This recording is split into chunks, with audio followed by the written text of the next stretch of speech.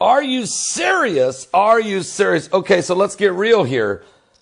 Jesus Campos has now finally showed up to talk about his story, but in a more a softer setting, if you will, with Ellen DeGeneres. But let's remember, the man called in and said he'd been shot in the leg because he had heard a mass shooting going on. He heard gunfire and he went up to find out what was going on and got shot in the leg by, he said, by Stephen Paddock. But when the 911 tapes came in, he had called in reporting a mass shooting 6 minutes before the mass shooting ever happened. So what really happened? Who really shot him?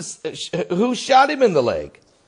And why did he call 911 6 minutes before there was ever an event? Okay, this is the story. Well, I mean, come on, guys. It's just not, that story don't make sense.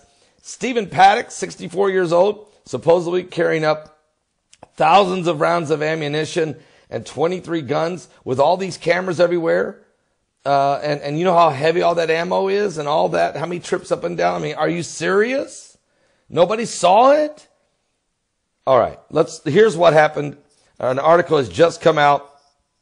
The Las Vegas security guard, Jesus Campos, who's really not a security guard, by the way, in the state of Nevada, feared missing, has now come on television and broke his silence on the massacre on the Ellen DeGeneres show. Weeks after the deadliest mass shooting in U.S. history, Las Vegas security guard Jesus Campos has now appeared. He has broken his silence on what happened the night of the mass shooting attack at the Mandalay Bay hotel. In an interview that aired on Ellen DeGeneres, Campos was named as the unarmed guard who first approached the shooter, Stephen Paddock, after he launched his attack on the concert goers. But that's not what the 911 tapes show. He shot Campos in the leg through his hotel room door, leaving the guard injured, but still able to radio in the whereabouts of the shooter. Now, authorities changed their accounts of this incident after Paddock opened fire on the guard 6 minutes before he executed the plan. Instead, after, which is what Campos had said. Campos said he heard the shooting, went up to the door, which would make sense if that was the truth. But the facts are, he was shot and he called in 6 minutes before there was a mass. So why was he at the door? So was he, I mean, are you serious? Who would go investigate a hotel room door when there's not been a shooting? So, and why would you call in and say you heard the gunfire and everything, and that's why you called and you were shot? When you couldn't have heard the gunfire shooting 6 minutes before it happened. So that's not adding up at all. We all know this. Now, 58 people were killed, 500 were wounded.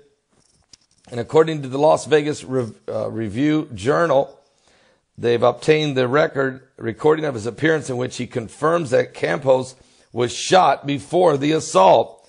And so a photo was posted on the Ellen DeGeneres show as Campos on the television show set. He's holding a cane. He appears to be alongside the maintenance engineer, Stephen Shook. Campos says that he is doing better each day. And Paddock was shot. Shook had injured him. So Paddock also shot Shook and injured him. Shook said he warned staff to report of an active shooter before there was a mass shooting. As soon as I started to go to the doctor to my left, started to go to the door to my left, the rounds started coming down the hallway, said Shook. I could feel them pass right behind my head.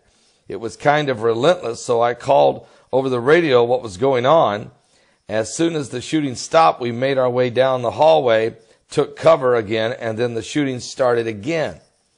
The mystery surrounded the story of Campos after he spoke to ABC News telling them that he was just doing my job when he approached Stephen Paddock on the 32nd floor of the hotel, where the shooter was amassed an arsenal of 23 guns in what he had turned into a sniper's nest.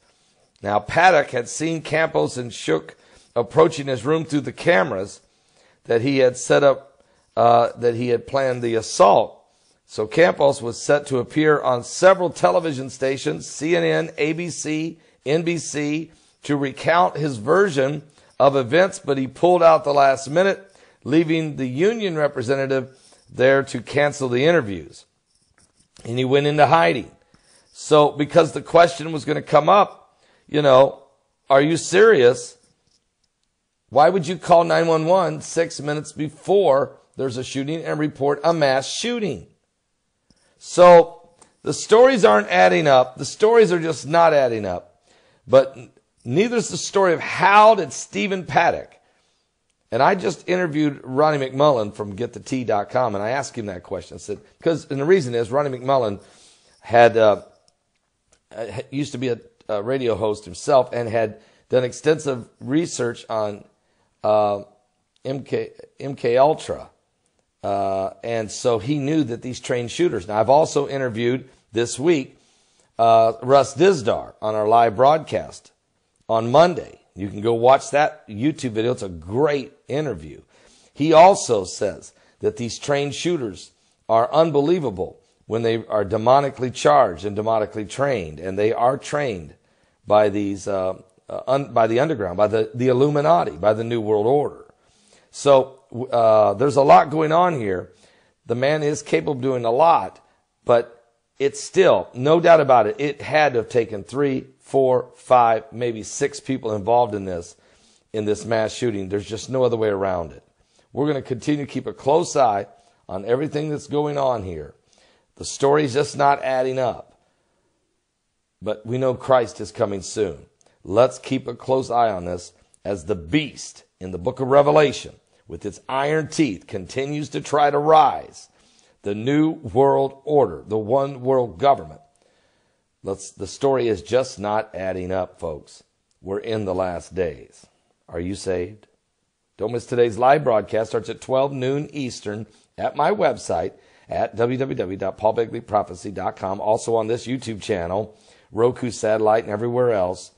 And right here from the Salvation Station. Are you serious?